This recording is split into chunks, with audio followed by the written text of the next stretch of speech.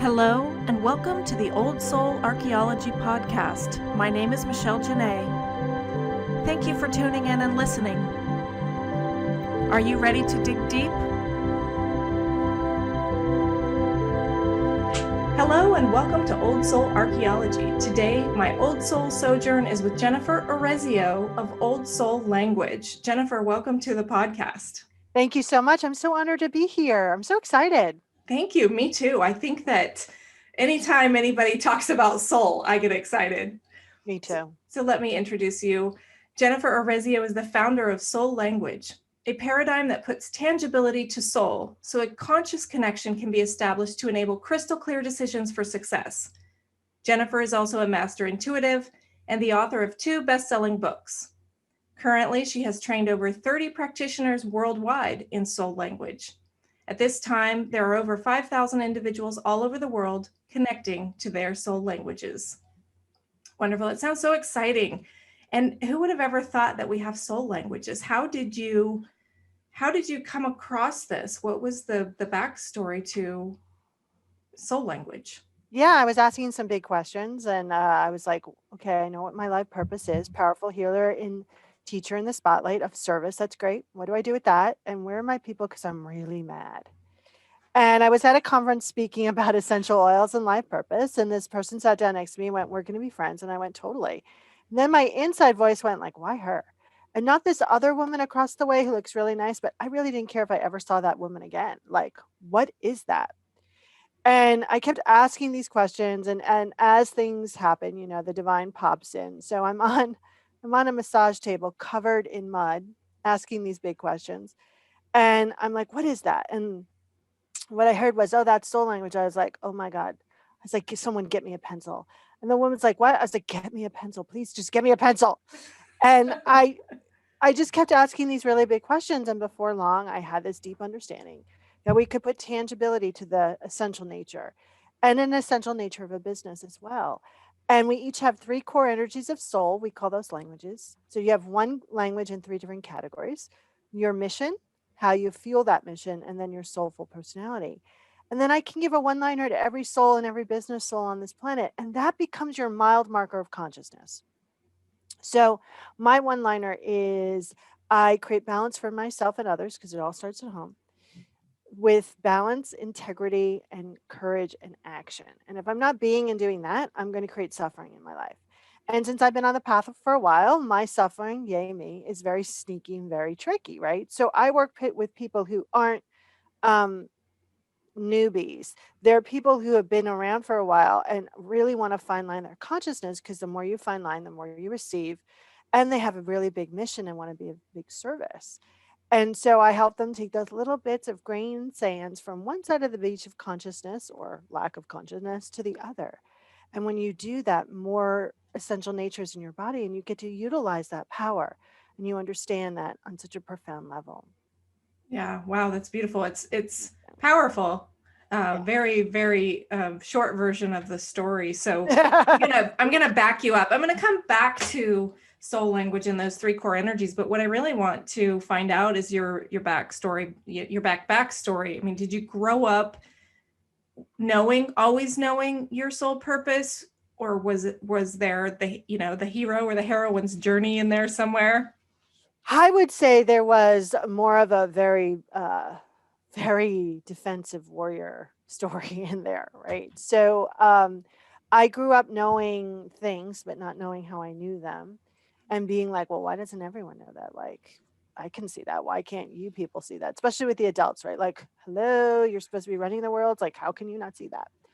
Um, and I knew that there was always something bigger, something metaphysical. I just didn't have the words for that.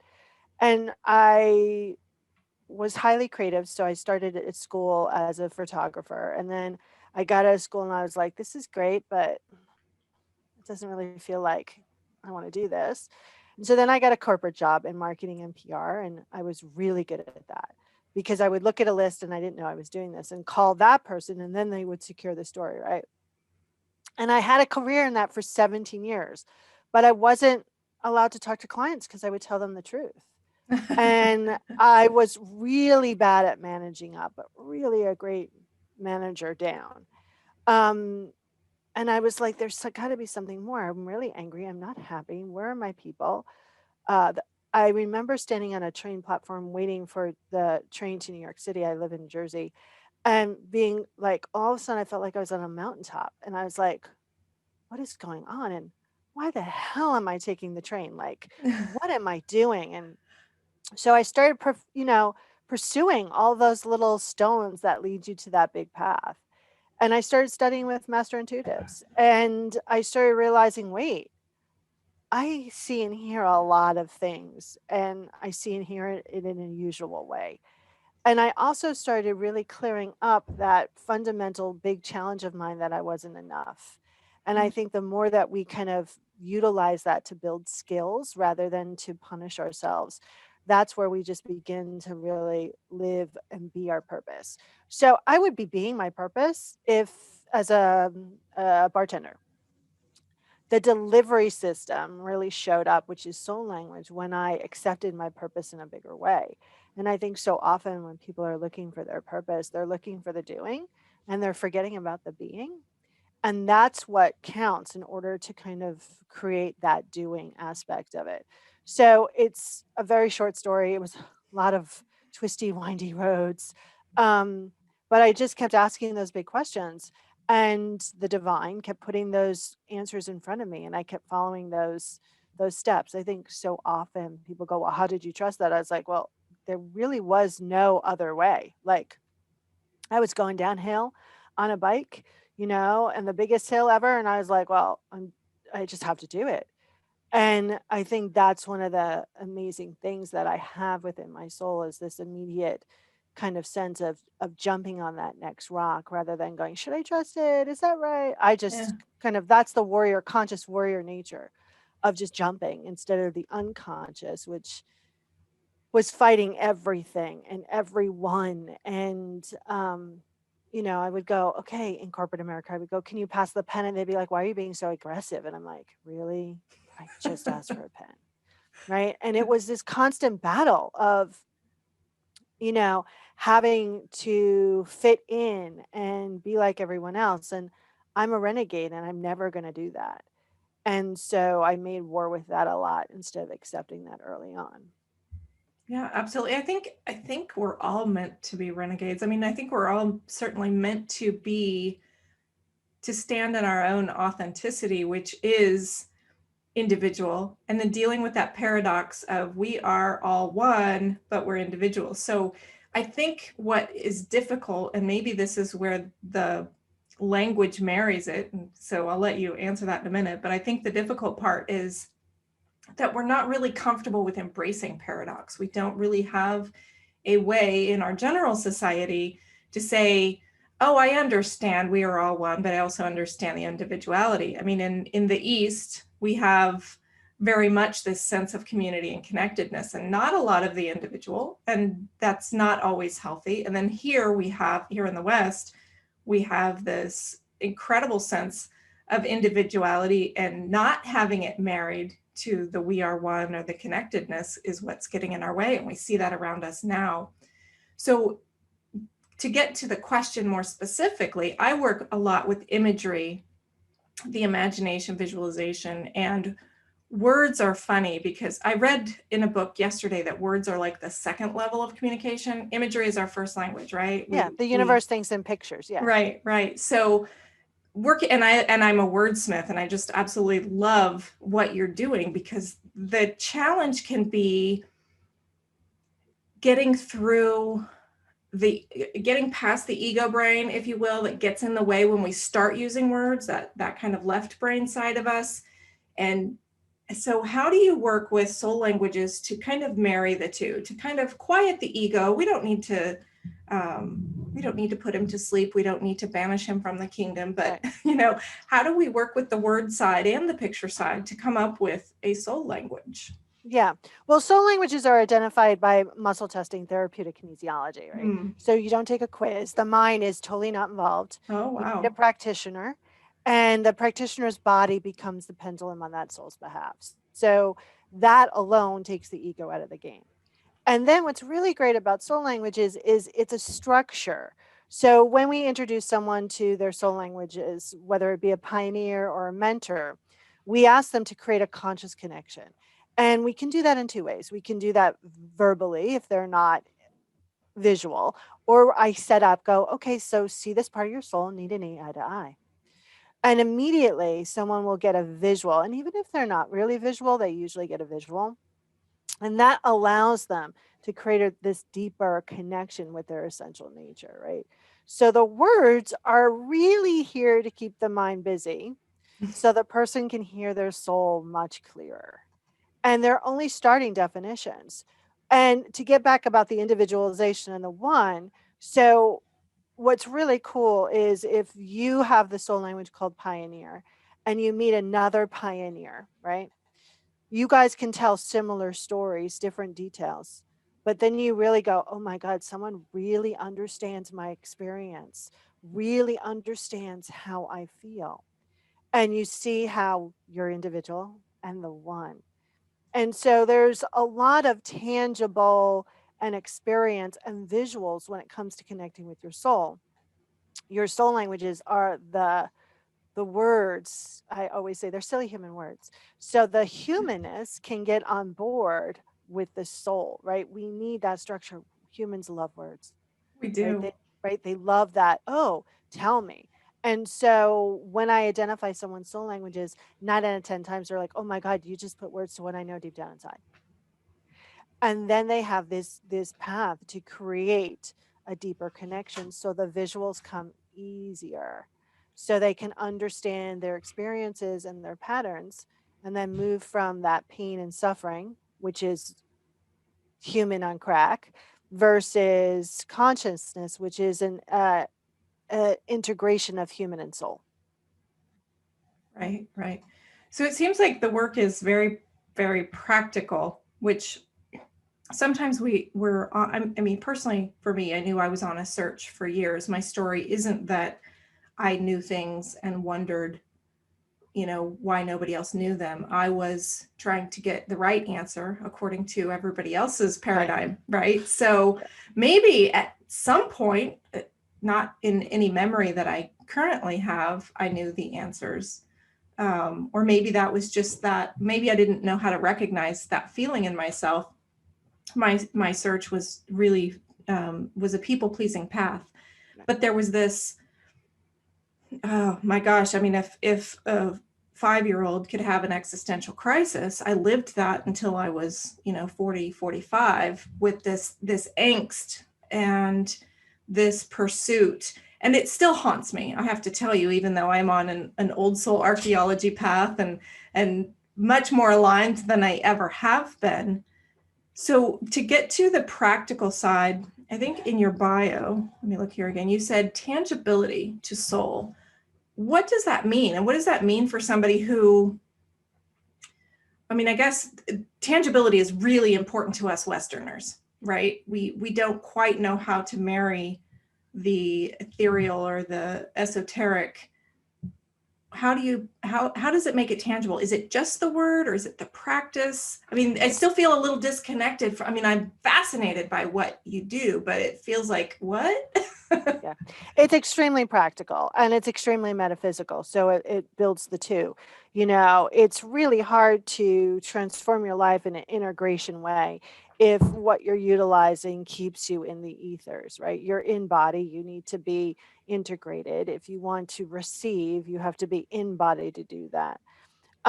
So it marries the two by giving you a tangible tool to connect to your soul, to answer the questions and get answers back, to have a conversation with your soul. It's also very practical because understanding those definitions or even having those conversations, you start to understand that safety is within.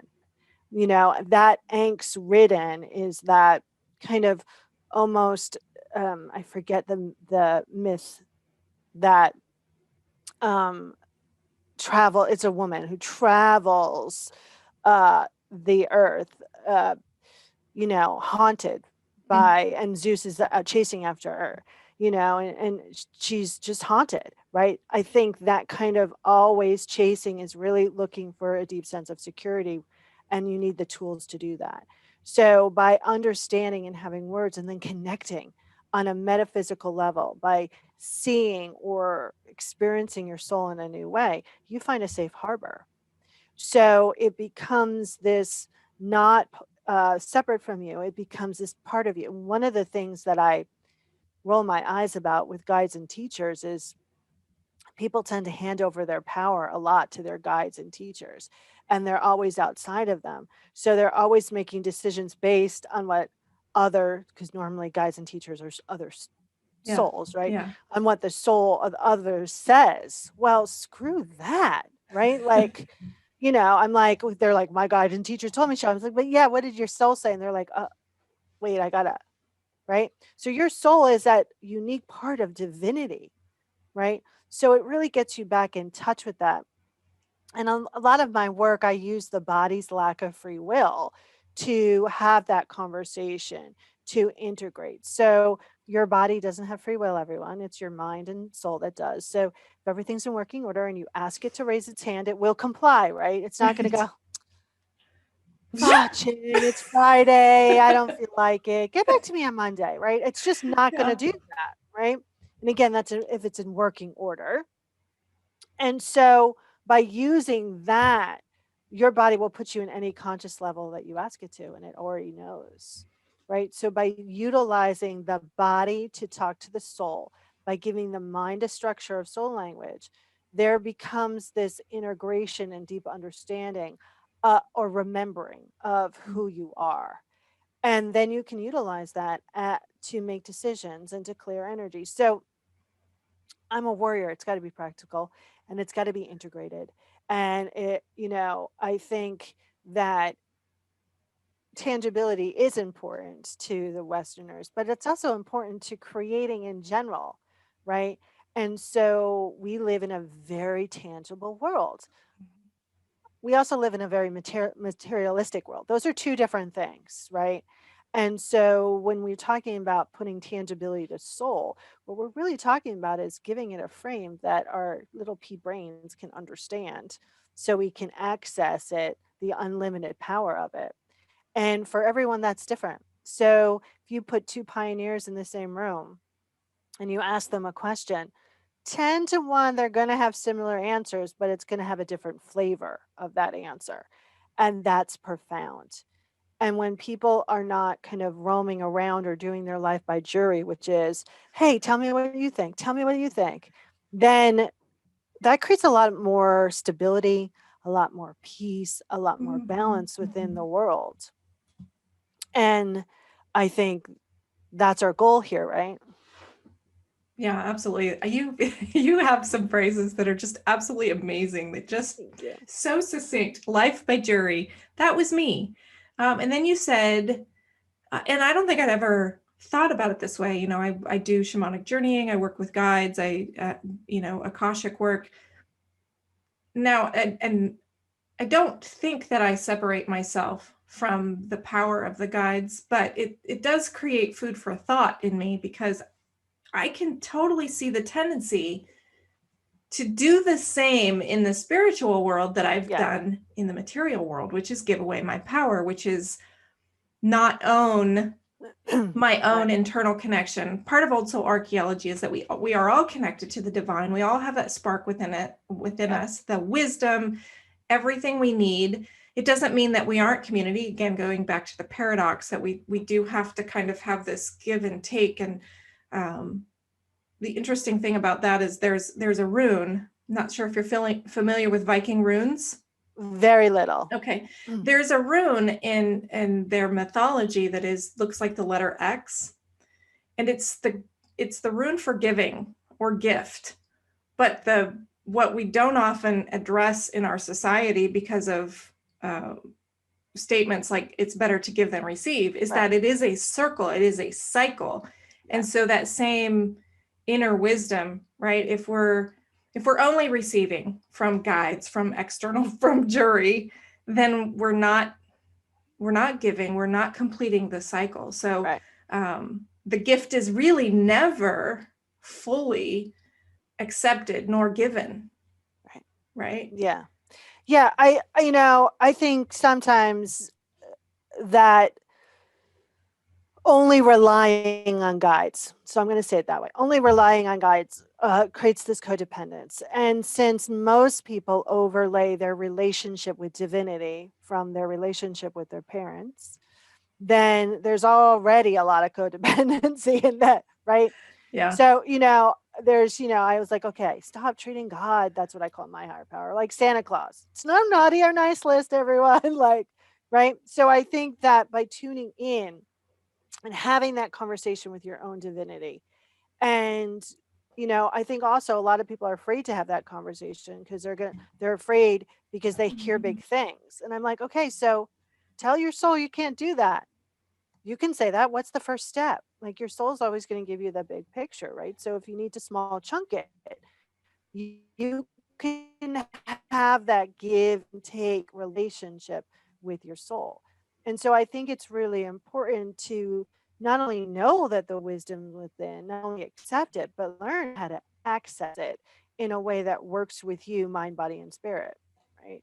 So, I always laugh because of my languages have this warrior, all of my soul energy has this warrior energy. And then all of my guides and teachers are warrior in I'm laughing because one is like legs now are up on my coffee table, right? Like, are warrior in nature, right? So while I'll talk to someone who's like so royal, and everyone's like in these crowds and like there's angels singing, I was like, yeah, that's not me. Like, Yeah. thing, right? So, Yeah. but it's understanding the balance. And how can you understand that balance unless you're having conscious conversation, conscious interaction? I think so often, and people can hand their power over to the divine as well, meaning, oh, it's divine timing, it's divine will. You are the divine, so what's that about? Right. So it's a delicate balance. And it's really, in order to kind of shape that, you have to also look at those big fundamental challenges and those big fundamental beliefs and start to see, oh, wait, I'm in people pleasing once again. Oh, wait, that's skill builder. It builds a skill. So I'm now feeling separate from myself and divinity. What can I activate to reconnect? And then how do I want to make a decision from there? So I tell clients all the time, if you were whole, if you knew you were whole and complete and accepted it, what would you be? What would you say? What would you do? And if you do that, just one question for your rest of your life, you're going to be good, right? Mm. But sometimes we don't know when we're not really embracing our wholeness and completeness. And so you need that conversation to go, oh, Jen, you're so cute. You're in the not enough again, and it's very sneaky. What do you want to do? Right. And so that allows you to really come from a place of consciousness. And to me, what that means is operating on the knowing that you're whole and complete. And I think people do a lot of this consciousness and this spirituality with their head. And it creates a lot of bypass and a lot of that they're thinking they're doing it and they're really not Hmm. embodying it. Hmm. That was a whole lot of stuff I just Oh my gosh. said. There's a lot to unpack there. And I have to say, I always say, if there's a schedule blip for a podcast recording or networking, I say, I do say divine timing, and I do, but I embrace it in the sense that, I've got plenty of other things to do. Right. So it's not necessarily, I mean, I think I've witnessed what you're talking about though on the other hand, where it's like, well, God will handle it, Well, it's also saying, oh no, I'm not in charge. I'm Right. not, right. Like, the universe, your existence, your reality is happening through you. You are co-creating with it. You are declaring, you are directing. The universe, God, tree, Bob, cupcake, whatever you want to call that. And everything that moves that does not have free will. And I think often we treat it like it does. Like, oh, well, God knows better. Yeah, but you're part of the divinity. So if you're not getting what you want, what's your part in it? Yeah. How are you playing that? And when people cancel or whatever, like yesterday, almost everyone canceled. And I was like, what is this about? Right? Oh, let's see. I had an email problem, so I need time to do that. The dog needed to go to the dog park because it's freezing today. So I had time to do that. And honestly, I really didn't feel like having all those meetings anyway. So, right? But that warrior nature, and here's the unconscious use of warrior goes, we're going to get the shit done, right? Instead of going, oh, moving back into my mission language, which was equalizer, all about balance, and going, what's the balance thing to do today? So even though I teach it, even though I know it, I still fall in my little traps. Yeah, yeah, Right. absolutely. And that creates pain and suffering. Yeah, I think that that's when it comes down to awareness, right? And being in the practice of knowing your soul language, if I can point back to your beautiful work, but being able to, like, just like you said, oh, Michelle, you're there, you go again. The awareness that all of a sudden lights us up, and where we can make a choice, right? It's in that moment where we can continue to, the words I used yesterday was be in wallow or choose to move towards wonder. Yeah. Beautiful. Yeah. Beautiful. Yeah. Yeah. I noticed a pattern a couple of days ago, which I was like, oh, wow, that's new. Like not new as in I've never done it before, but new as in, oh, wow, I just realized that's a pattern, which was, that warrior energy tends to make a mountain out of a molehill. Like, okay, let's get this done. Let's move, move, move, move. Let's do it. Right. And my brother, he's like, oh, it's just going to take 15 minutes. Don't worry about it. And all of a sudden I was like, well, we got to move the garage and we got to get a shed and blah, blah, blah. And he's like, yeah, it's going to take 15 minutes. And then he went up because my mom had a house fire. Then he went over to the garage and someone had done it. We don't know who, like little elves did what we needed to like. So it's really funny about, and I could have beat myself up and over, but since I really just was aware of it, now I know next time when I get a text or an email, like, oh, okay, what does this really entail? Like, where do I want to start instead of going right into action and trying to save the day? So a very new awareness, right? And now I get to go, what do I want to do about it? Right. And not Right. beat myself up if I fall into that pattern again. Yeah, absolutely. So you've written 2 books. They're both on Amazon.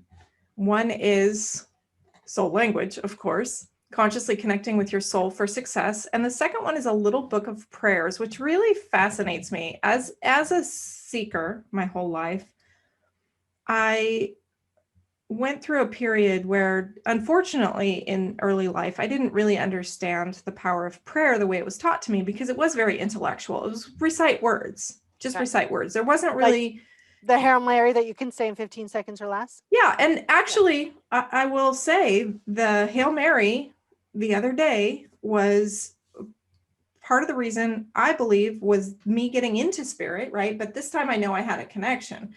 It was a rough day. It was my husband's birthday. We were out of town, just taking care of some errands, and before we left to go out of town, my car wouldn't start. So, and we think it was the battery in the cold, but we're starting to go, okay, what's going on? What's going on? We go out of town. We're on our way back. We're, celebrating his birthday, and he gets a call. And the call is that his mother has just passed away. So we're trying to drive through rural Arkansas, and the signal is spotty. I'm sorry, this is kind of emotional, but the signal is spotty. And so he pulls over. So he's able to maintain a signal and have these conversations he needs to have. But at the same time, there's this angst. We just need to get home so we can start handling things. And as we get ready to leave again, after we're both off our respective phone calls, the truck won't start. So there's like, holy cow, what's going on today? And we still don't know what it was, whether it was the key fob. It doesn't really matter really what it was, but I just got into this place. I've explored this beautiful book called The Way of the Rose, which is an expanded vision of the Virgin, the Black Virgin, the goddess. And I had actually even made a rosary for myself, but it's disconnected from the dogma that I Right. grew up with, right? And so I started praying the Hail Mary, and literally it was just reciting words on some level, right? And it was almost rote, Hail Mary, right? And then the truck started. Like within 30 seconds, the truck started. And I'm just thinking, right? But prior to this, because of the path that I'd taken through traditional religious models, I was Catholic, and then I was Mormon, and then I was born again Christian, I almost had at one point an aversion to prayer. Yeah. But I I'm can see that. fascinated now by the power of it. So forgive me for kind of going on that tangent, No, but I loved it. Thanks for sharing. yeah, tell me Yeah. about how prayer works for you and how you see it working for other people in your work. Yeah. I do something called affirmative prayer. So my prayer is more of a declaration. Okay. So it's, if you want to think of it this way, it's harnessing the divinity and my divinity and directing it out to the universe. And I was just offhandedly writing prayers for my clients. And one came back and said, okay, I want to tell you everything that's happened since I started reading this prayer. And she listed, and I was like, oh, she's like, why aren't you doing this for others? I was like, oh, no. And then I was on the beach, and a friend of mine goes, so when are you going to write that book of prayers? And I was like, oh, crap. It's like, okay, so what it means to me is I utilize it as a way to direct and declare and co-create with the universe. And there's several parts of a prayer, affirmative prayer. And I think it's really important for when I teach a prayer class that people go through each of the sections and see where they're in disconnection about it. Hello, and welcome back to the Old Soul Sojourn with Jennifer Urezzio of Soul Language. Welcome back, Jennifer. Thank you. I'm so honored and so happy to be here. And I just love chatting with you. So Thank 2 you. fun days. Yay, Yay. likewise. So we had some technical difficulties, so we're getting back on track, talking about the parts of affirmative prayer. That's where we were, deep in the deep water of technological wonkiness. So Jennifer, going back to the book you had written, and I believe you do some prayer workshops, you were explaining the parts of affirmative prayer. Can you bring us back into that? Sure. So affirmative prayer, the reason why you want to do it, it's to help you bend your universe, right? It's help to co-create with the divine. So there's two ways you can pray. You can pray for the little things, which is like, I would like this, or you can pray big. I always pray big, which is, hitting your greatest desire. And you want to pray until it demonstrates, and you want to keep tweaking the prayer. So if you notice, if you're saying one of the sections that you're getting a little anxious, you want to kind of go in and go, why am I not in agreement there? And you want to also say it like it already is. So you want to talk and be in the affirmative in present time. So the first section is really about, what you consider divinity, right? Mm. Universe, tree, Bob, God, cupcake, I don't care what you call it, but you got to be in alignment with it. And I think so often people overlay their relationship with divinity with parental problems, right? Because that's your first big relationship, right? So that part can something look like this. What I call God is love. Love surrounds me all the time. I feel love in everything, right? That second part is called unification. What's true for that is true for you because you are part of that universe. So what's true for God, that's what I call my higher power, is true for you. And that's where you get to really kind of claim like you are divinity, right? You're co-creating. Right. And then the next section is really about declaration. It's really what you want to declare or bring into being, but it has to be said in the present tense. So I always pray big. I prayed for freedom and grace. So today I'm so happy and grateful that my life is full of freedom, grace, and ease. Okay. Right. The next part is really about gratitude. And I think so often people do gratitude drive by like, oh my God, thank you so much for blah, blah, blah. But by the way, I don't have blah, blah, blah. Right. Mm. So gratitude is for me the hardest one. So I spend a lot of time there. So it could look like I am so happy and grateful that I walk in ease every day, that I'm loved and supported by this divine force called love and God. Right? The next part is really about releasing. I think so often in declaring a manifestation, we don't let God, Universe Tree, Bob Cupcake, do the work, right? We're really only in charge of this much.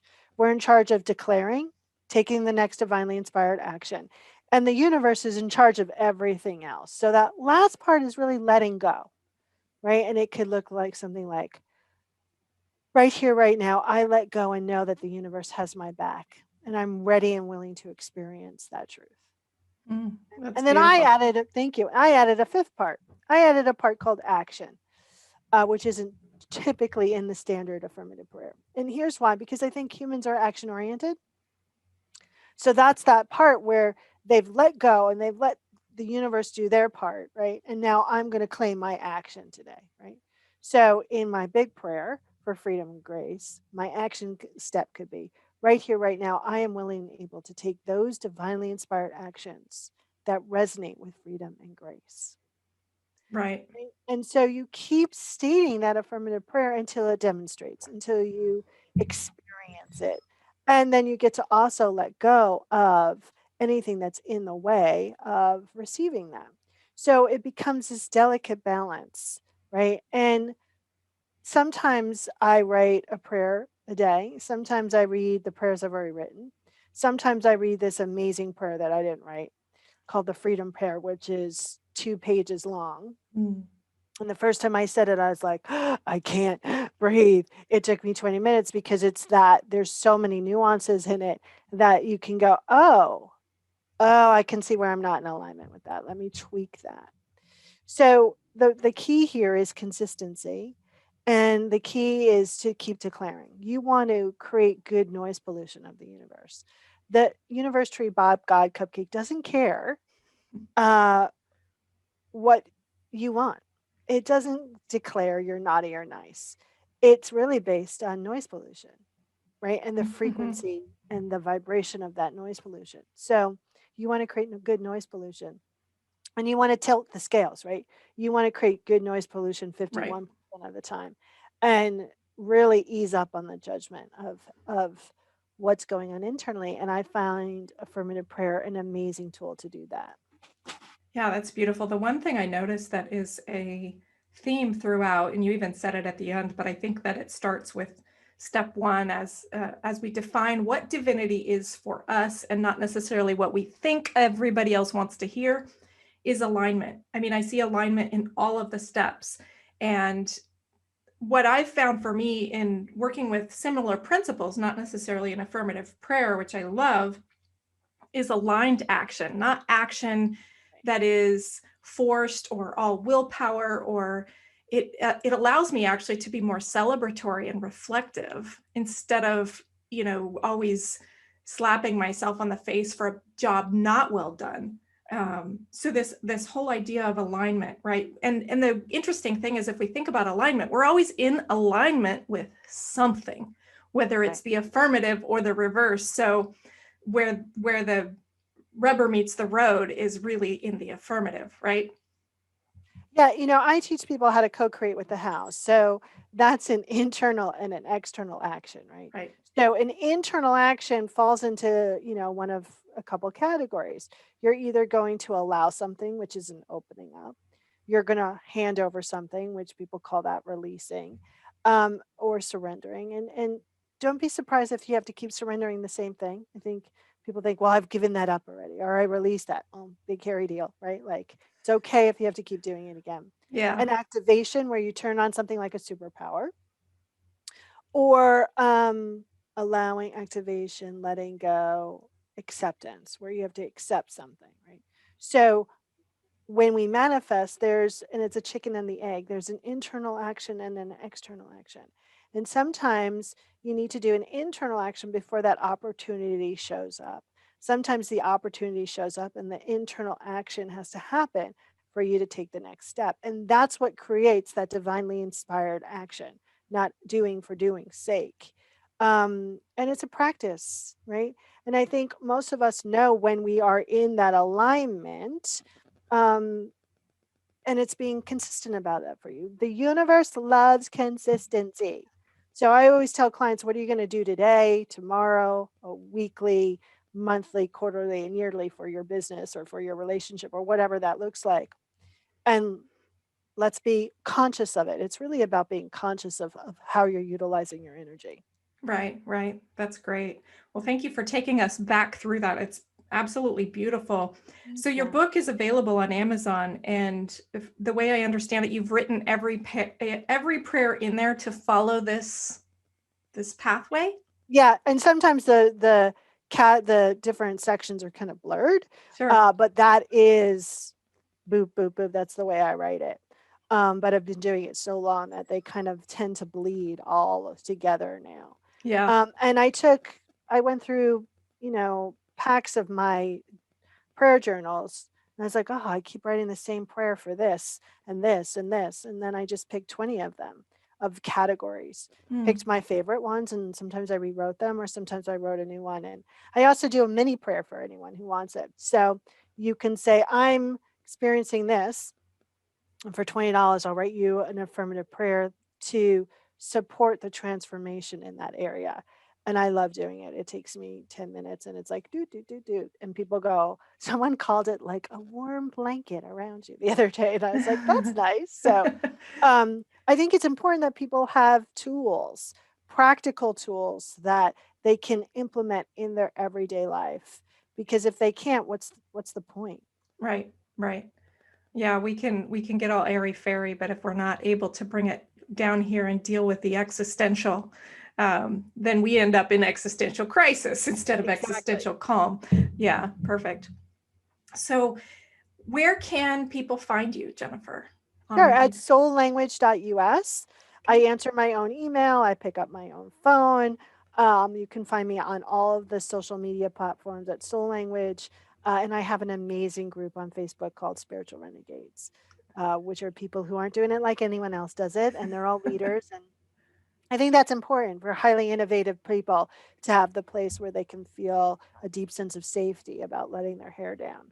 Right. Well, and I think that your group, Spiritual Renegades, is like a warm blanket. It really is a safe place where you can be a renegade in the very best sense and not feel like you're outside of the tribe and in danger of, dying a cold, lonely death. Right. Yeah, I mean, I love those people, right? Like those are the people that I gravitate towards, like uh, it's boring otherwise, Yeah. and then most of them are introverts, which is hysterical, right?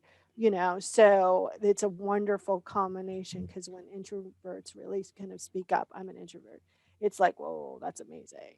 How long have you been thinking about that? Like, why haven't you said that sooner? Right, right. So it's a place where um, I just love, I not only love, I can love everyone, but I like the people in that group. And I think Yeah. that's a lot.